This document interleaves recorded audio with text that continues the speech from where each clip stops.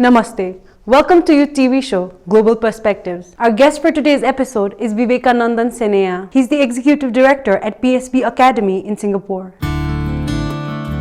The leadership attributes or qualities that we look out for in a leader, right, is attuned or aligned towards ensuring that a team of people can be galvanized to move in a same direction to achieve a goal. The most important attribute of a leader, to my mind, is that they should know themselves. They should know what makes them tick. They must know what is their strengths, and more importantly, they should know what is their weakness. The second thing about leadership or leaders is that they must be very good listeners and communicators. This comes hand in hand. You have to listen to your customers, you have to listen to your staff, you have to listen to your competitors and other stakeholders. When listening to them, you know whatever you are doing, is it moving in the direction and achieving the objective that you want it to achieve. The other part of communication is what the leader tells the team. He has to motivate the team. And for motivation, you have to communicate. And while some of us can write so well that after reading a piece of email, you can get motivated, for most of us, motivation means verbalizing it. And when we verbalize, we have to verbalize in such a way that people can take it positively as well as understand the message that you are going through. The third is courage. You must always have the courage to do the right thing, even though it's unpopular. There's many ways to achieve a goal, but you must achieve it in the right way. And for that, you need courage, so that you don't get distracted. You need courage to make the right decision, to go take the right path. So ethics has to be the core. And to exercise ethics, to do the right thing, you need courage. A leader has to be positive. And positiveness is contagious and infectious. And when a team is positive, you can confront and conquer challenges that come. Profits and non-profits differ only in this: the vision and the mission. For a profit, your mission is to provide a service or a product to satisfy the needs of the customer. And through that, you yield a profit.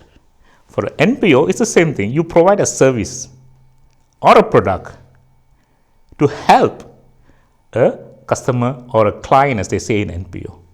So in that respect, they are similar, right? Only the part of the mission changes. So at the end of the day, the objective of a for-profit company is equity, to enhance shareholders' equity. And what is the non-profit's objective? Is to enhance the virtuous equity, I say virtuous equity of the society by helping people.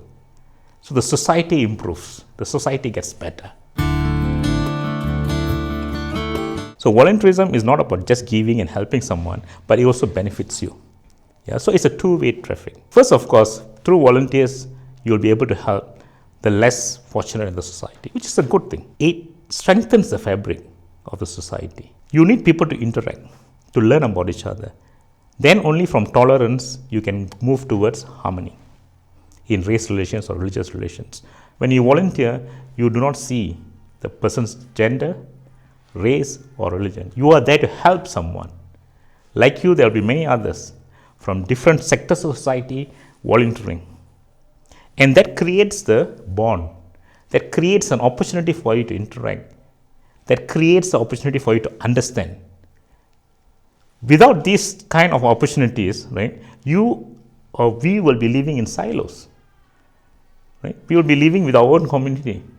And what we know about the other community will be from the press or from the TV or from hearsay, which is dangerous. Yeah. So volunteerism in this way strengthens the fabric of the society in a very subtle way. Right? Mostly people only see the part of volunteers helping people. But I think it does more than that.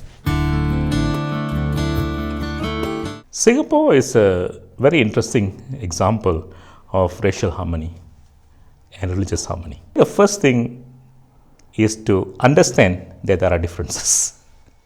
right? Rather than saying that we all are Singaporeans, there's no difference between us. First is to say, yes, we are different.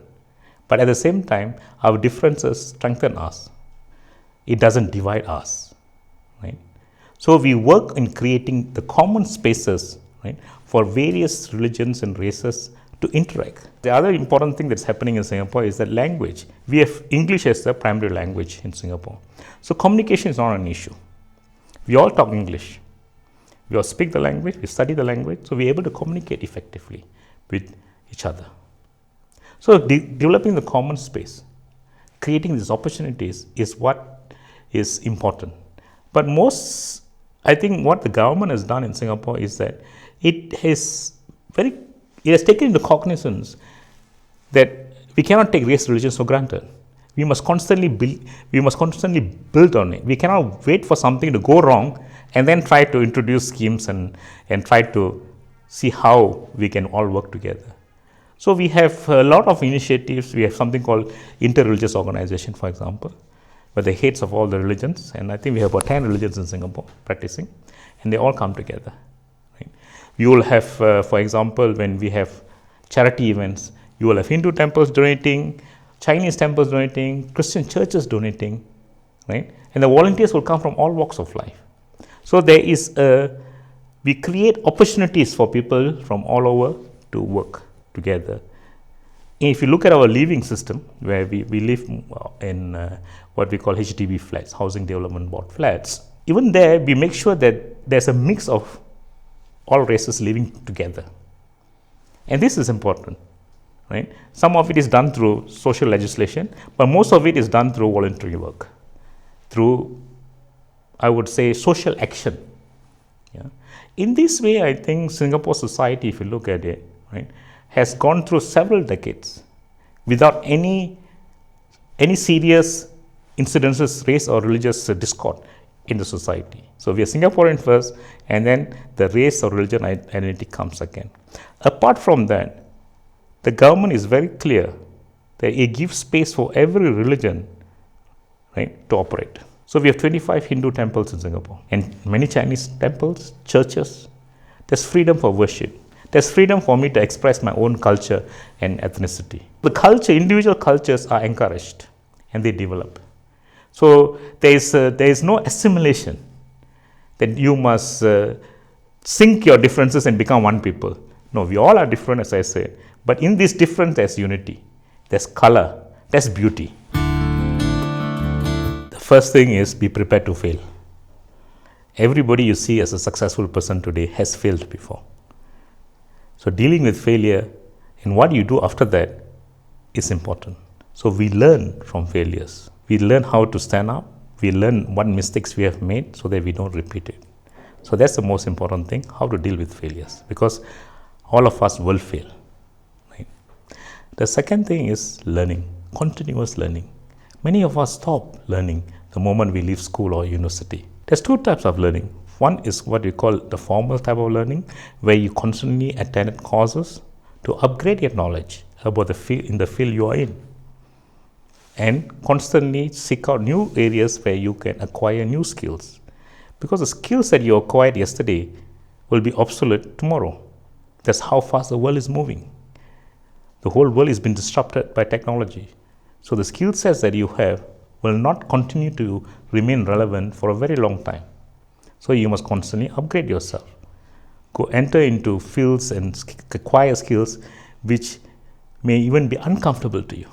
Right? The second part of learning is self-directed learning. Self-directed learning is that you take your own initiative to learn things from books, from people. And if you look at most of the successful people in the world, they will tell you that they read. Through reading, you acquire new information, new knowledge. And sometimes it reinforces certain thoughts that you have on the direction you're going. And of course, it will give you inspiration how to do certain things. You will learn from other countries, other geographies where people are doing it in a different way. And that's important. The other type of self-directed learning is through interaction. I would always say, talk to everyone around you. Sometimes we walk past people because we think they are doing very low-end job or menial job. But that person doing that has also a lesson to teach you. So be humble, interact with them, and as you pass them, give your respects to them. Thank you for watching us. You can follow us at facebook.com Leadership Academy KTM. We will be back next week with a new episode of UTV Show. Namaste.